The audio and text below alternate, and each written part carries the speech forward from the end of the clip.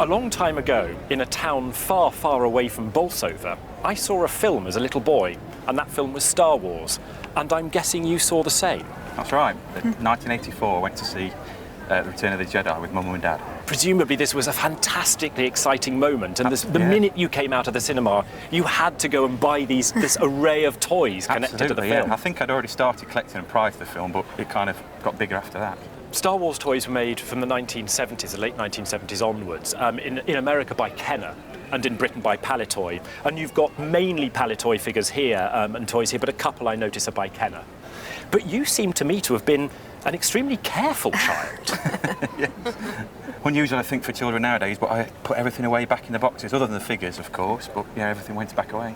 And then presumably, like so many of these things, disappeared off into the attic. I know that's where my figures are. Absolutely, yeah. They've been up there for 10 plus years, just sat under covers and dust sheets on the loft. And how do you feel about that? What does this mean to you? I think it means a little bit more space. So you're in favour of them going out? Yes, definitely. And how do you feel about that? It's just not getting appreciated. It's sat in the loft for so long, and I'm sure somebody could make a good home of it. The good news is that there are a lot of collectors for these pieces, and what's really driving the Star Wars market at the moment is nostalgia. It's people such as you and I who saw the films as children, and perhaps there were toys you couldn't have. Perhaps there were toys Mum and Dad said no, or you had enough, things you always wanted. And prices have risen dramatically over the past 10 years, even to the point that some pieces are fetching hundreds, if not thousands of pounds. Now, you were a careful child.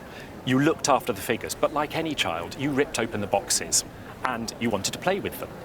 And unfortunately, that has affected the value. What collectors are really looking for are pieces in what they call carded condition. So they still have their plastic bubble wrap.